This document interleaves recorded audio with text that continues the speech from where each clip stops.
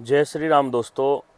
कैसे हैं आप सब? आपका प्यार दुलार मिल रहा है। आप इसी तरह से हमारी वीडियोज़ को देखिए और जो भी बात आपको अच्छी लगे उसके ऊपर आप कमेंट कीजिए, लाइक शेयर कीजिए, क्योंकि आपकी मदद के कारण हम आगे बढ़ रहे हैं। आपका आशीर्वाद, प्यार, दुलार, उसके साथ साथ आप जो कमेंट करते हैं वो भी बहुत लाभदायी है। काफ़ी फ़ोन भी आते हैं।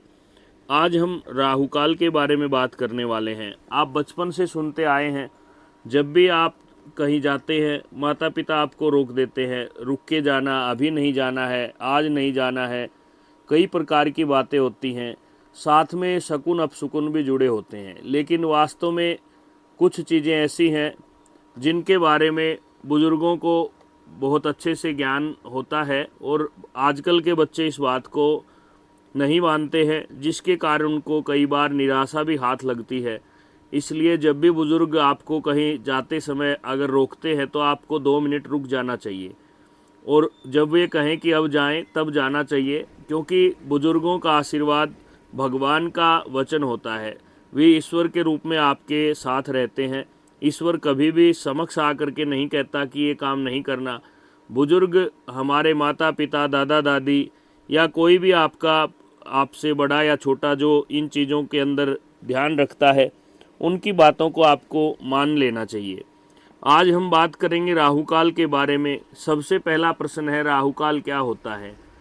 राहु एक छाया की तरह से ग्रह है। राहु को ज्योतिष में तो राहु केतु को मानते हैं, लेकिन वैज्ञानिक इसको पूर्णतः ग्रह नहीं मानते हैं। जब जब भी राहु की छाया पृथ्वी पर पड़ती है, लगभग 90 मिनट का समय होता है रोजाना, 1 घंटा और 30 मिनट का। और यह सूर्यास्त और सूर्योदय अर्थात स्थान के अनुसार ऊपर नीचे भी हो सकता है। आप जो हमारी इस वीडियो में देख रहे हैं, सप्ताह के 7 दिन हैं, 7 दिन अलग अलग समय राहु काल होता है, क्योंकि पृथ्वी घूमती रहती है, जिसके कारण राहु की जो छाया है जब भी पृथ्वी पर पड़ती है तो उसको ज्योतिष शास्त्र में राहु काल का नाम दिया गया है। अब प्रश्न आता है, राहु काल कब होता है? सोमवार के दिन का दूसरा भाग 7:30 से 9 बजे तक। कभी कभार यह 10 मिनट ऊपर नीचे हो सकता है, क्योंकि सूर्योदय भी कभी पहले होता है, सर्दियों में देरी से होता है, तो इसको आप विचार करके ही आगे बढ़ें। मंगलवार के दिन का 7वां भाग 3 बजे से 4:30 तक। बुधवार को दिन का 5वां भाग 12 PM से 1:30 PM तक। गुरुवार को दिन का 6ठा भाग होता है 1:30 से 3 PM तक। शुक्रवार के दिन चौथा भाग दिन का 10:30 AM से 12 PM। शनिवार के दिन तीसरा भाग 9 AM से 10:30 AM। रविवार के दिन 8वां भाग होता है 4:30 से 6 बजे तक। अब ये जो समय आपको दिए गए हैं, यह अक्षांश रेखांश के अनुसार और मौसम छोटे बड़े दिनों के अनुसार ऊपर नीचे हो सकता है, इसलिए इसको आप करेक्ट मान करके न चलें। जब भी आपको कहीं जाना हो तो आप इसके बारे में आजकल तो गूगल सर्च भी कर सकते हैं, हिंदू कैलेंडर भी डाउनलोड कर सकते हैं, उसके अंदर आप देख करके काम करें। अब बात आती है, राहु काल से इतना डरना क्यों? राहु काल में क्या करें क्या न करें? देखिए, राहु काल एक गुलिक काल की तरह से ही है। ज़्यादा इसके अंदर शुभ कार्य वर्जित हैं।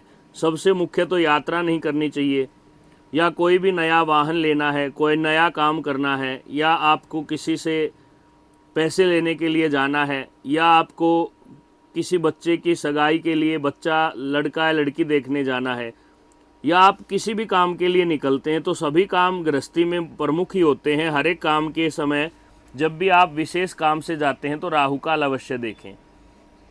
अब राहु काल अगर हो और आपको जाना जरूरी हो तो उसमें आपको क्या करना है?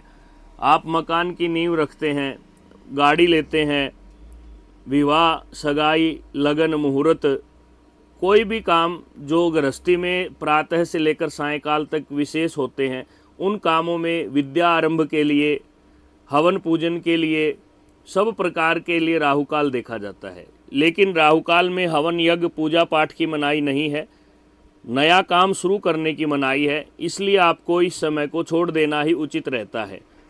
अगर राहु काल हो और जाना जरूरी हो तो क्या करना चाहिए? उसके लिए भी शास्त्र में प्रमाण मिलता है। आप कम से कम 10 कदम उल्टा चलिए और उसके बाद दही या मीठा खा करके, पान खा करके या हनुमान चालीसा का पाठ करके आप आगे बढ़िए, आपके कार्य सिद्ध होंगे।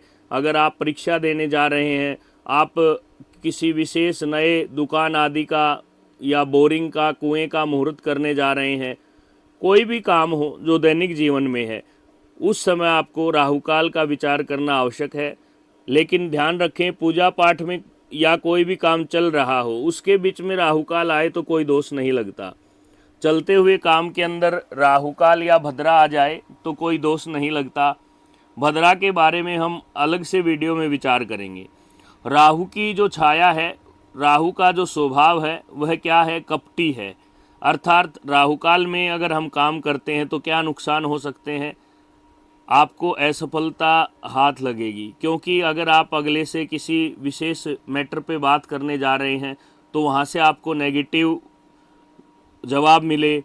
अगर आप परीक्षा के लिए जा रहे हैं तो आपके रास्ते में कोई बाधा आए या परीक्षा में आपका मन न लगे, कई प्रकार की बातें हो सकती हैं। इसलिए आप घर से थोड़ा पहले निकल लें, देरी करने में फिर और देर हो जाती है। तो बहुत सी ऐसी छोटी छोटी बातें हैं, इनको आप दैनिक जीवन में अगर ढालते हैं तो निश्चय ही आपका जीवन सुखमय बन जाएगा। इसलिए हमने यह वीडियो बनाई है। राहु एक छाया ग्रह है और इससे बचने के लिए हमने जो उपाय बतलाए हैं वह आप करें। और अगर आपको फिर भी इन सब बातों से संतुष्टि नहीं मिलती है तो आपको अपने व्यक्तिगत किसी ब्राह्मण से, कुल पुरोहित से, साधु महात्मा से जा कर के, अगर आप परीक्षा के लिए जाना चाहते हैं और किसी नए काम के लिए जाना चाहते हैं तो उनसे इसके बारे में सलाह मशविरा करके ही आपको आगे बढ़ना चाहिए। इस प्रकार से हमने आज आपको राहुकाल के बारे में बतलाया। यह समय ऊपर नीचे हो सकता है, लगभग यही होता है, क्योंकि यह गणना सूर्योदय के 6 से लेकर 6 PM तक की दी गई है। इसलिए अगर सूर्योदय देरी से या पहले होता है तो यह समय भी देरी से या पहले आएगा। इस प्रकार से आप राहुकाल का विचार करें। राहुकाल में अगर आप कहीं जा चुके हैं या आप अगर दुकान पे पहुंच गए, कुछ सोना लेना है, चांदी लेनी है, वाहन लेना है, तो आपको राहुकाल का विचार नहीं करना। घर से चलते वक्त राहुकाल का विचार अवश्य करें। इस प्रकार से राहुकाल के बारे में हमने आपको बतलाया। अगर आपको हमारी बातें अच्छी लगे तो आप लाइक, शेयर, कमेंट जरूर करें। आपका धन्यवाद। जय श्री राम, जय श्री राम।